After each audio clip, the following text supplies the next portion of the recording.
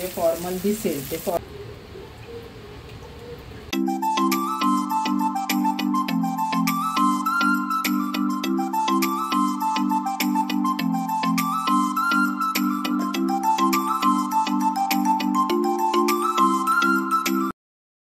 Hi hello नमस्कार, मी अनिता तुम्हा सगळ्यांचं स्वागत करते ह्या नवीन ब्लॉगमध्ये। आणि आजचा हा फक्त छोटासा रेसिपीचा ब्लॉग आहे। जेव्हा कधी तुम्हाला सगळ्यांना बरं वाटत नसेल किंवा चपाती भाजी असा पूर्ण स्वयंपाक बनवायला वेळ नसेल आणि काहीतरी चटपटीत आणि छान खायचं असेल, तेव्हा तुम्ही ही रेसिपी नक्की ट्राय करू शकता। अंडा राईसची रेसिपी करणार आहे। जे व्हेजिटेरियन लोक आहेत ते याच्यामध्ये सोया चंक्स किंवा पनीर वापरून सेम रेसिपी फॉलो करू शकतात। भात शिजवतानाच त्यात मी गरम मसाले घालून घेते, जे मला आवडतात फ्लेवर ते।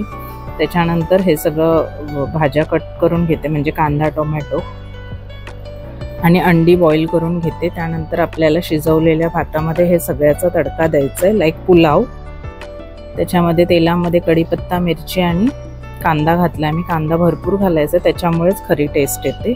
आणि फोडणीला मी गरम मसाले नाही घातलेत, कारण भातामध्ये ऑलरेडी घातले होते, त्यामुळे ते खूप जास्त फ्लेवर होऊ नये म्हणून मी फोडणीला नाही वापरलेत। तर मग इथे छान कांदा आपण व्यवस्थित परतवून घ्यायचा आहे। त्याच्यानंतर आपल्याला पुढचं इन्ग्रेडियंट्स त्याच्यामध्ये ॲड करायचे। जेव्हा कांदा चांगला सॉफ्ट होईल तेव्हा ह्याच्यामध्ये ह्या स्टेपला तुम्ही आलं लसूणची पेस्ट घालू शकता। माझ्याकडे अवेलेबल नव्हती म्हणून मी स्किप केले, पण त्याने खूप छान टेस्ट येते, नक्की यूज करा। 2 चमचे आलं लसूणची पेस्ट घालायची। तुमच्याकडे घरी अवेलेबल असेल ते लाल तिखट किंवा घाटी मसाला जे पण असेल ते, जिरे पावडर, धने पावडर आणि तुमच्या चवीनुसार तुम्ही मसाले याच्यामध्ये ॲड किंवा कमी जास्त करू शकता।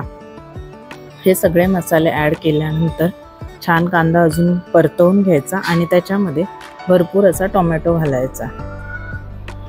या सेम रेसिपीचं एक वैशिष्ट्य आहे की ही रेसिपी आम्ही व्हेजमध्ये पण बनवतो। फक्त जेव्हा व्हेज खायचं असेल तेव्हा खूप साऱ्या व्हेजिटेबल्स याच्यामध्ये ॲड करतो। ह्याच स्टेपला बारीक कट करून, पाहिजे तर फ्राय करून किंवा बॉईल करून तुम्ही ह्या स्टेपला व्हेजिटेबल्स पण ॲड करू शकता।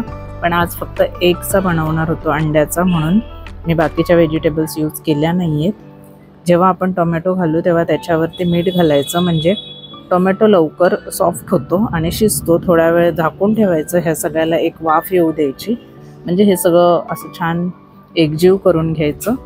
आणि त्याच्यामध्ये आता आपण अंडी आपल्याला पाहिजेत त्या शेपमध्ये कट करून ॲड करायची आहेत। आहे की नाही एकदम सोपी रेसिपी। तर ही रेसिपी तुम्ही ट्राय करा नक्की आणि बघा कशी लागते। अगदी झटपट आणि पटकन होणारी। जर तुम्हाला कंटाळा आला असेल आणि तरीही घरचं खायचं असेल तर तुम्ही अगदी अर्ध्या तासात सुद्धा ही रेसिपी बनवू शकता, काही पूर्वतयारी नसली तरीही। या स्टेपला याच्यामध्ये आपल्याला थोडासा बिर्याणी मसाला ॲड करायचा फ्लेवरसाठी, त्याच्यामुळे छान टेस्ट येते। आणि तुम्हाला पाहिजे त्या क्वालिटीचा राईस तुम्ही वापरू शकता। जर बिर्याणी राईस वापरला तर खूप छान, उत्तम। आमच्याकडे बिर्याणी राईस तेवढा आवडत नाही, माझ्या मुलीला इंद्रायणी राईसच आवडतो आणि आम्ही तोच खातो, त्यामुळे आम्ही तोच इंद्रायणी राईसच ह्याच्यामध्ये पण वापरला आहे। फक्त शिजवताना थोडंसं पाणी कमी घालायचं, जेणेकरून तो सुटसुटीत होईल असं।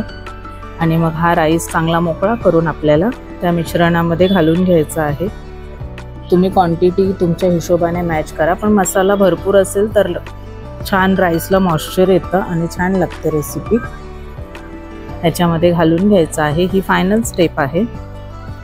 ही याच्यामध्ये ॲड केल्यानंतर खूप एकजीव करून घ्यायचं आहे, खूप व्यवस्थित हे मिक्स करून घ्यायचं आहे। आणि मिक्स करून झाल्यानंतर एक 5 मिनिटासाठी एकदम गॅस मंद आचेवरती झाकून ठेवायचं आहे हे मिश्रण, जेणेकरून हे छान मिक्स होईल आणि टेस्ट छान होईल त्याची असं। आणि ह्याच स्टेपला मी तुम्हाला हे पण सांगेन की जर तुम्ही रेसिपी बघताय, हा ब्लॉग इथपर्यंत बघितलाय, तर लाईक, शेअर आणि सबस्क्राईब करायला विसरू नका। सबस्क्राईब नक्की करा, त्यामुळे माझं चॅनल लवकर ग्रो व्हायला मदत होईल। आणि आपला मस्त अंडा राईस किंवा एग पुलाव रेडी आहे। याच्यामध्ये तुम्ही तुमच्या आवडीनुसार चेंजेससुद्धा करू शकता आणि मला सुद्धा त्या टिप कळवू शकता। तर मग ह्या स्टेपला आपण गॅस बंद करायचा आहे आणि छान गार्निशिंगसाठी कोथिंबीर ॲड करून घ्यायची आहे आणि लगेचच गरम गरम तुम्ही खाऊ शकता। तर ही माझी सिंपल आणि पटकन होणारी रेसिपी आहे, कारण बऱ्याच वेळेला असं असतं की वेळ नसतो आणि बाहेरचं खायचं नसतं, तब्येत बरी नसते किंवा काहीही कारणास्तव पटकन काहीतरी होणारा पदार्थ हवा असतो, त्यामुळे माझ्याकडे अशा काही पदार्थ आहेत जे मी अगदी फटाफट 15-20 मिनिटात बनवते आणि लगेचच डिनर करून घेतो। तर मग तुम्ही सगळे पण जेवून घ्या, डिनर करून घ्या। आणि असा होता फायनल लुक। यानंतर आम्ही छान डिनर केला आणि मी थोडा रेस्ट केला कारण तब्येत बरी नव्हती म्हणून। आपण सगळे नेक्स्ट व्लॉगमध्ये लवकरच भेटूया। तोपर्यंत तुम्ही सगळे काळजी घ्या। बाय।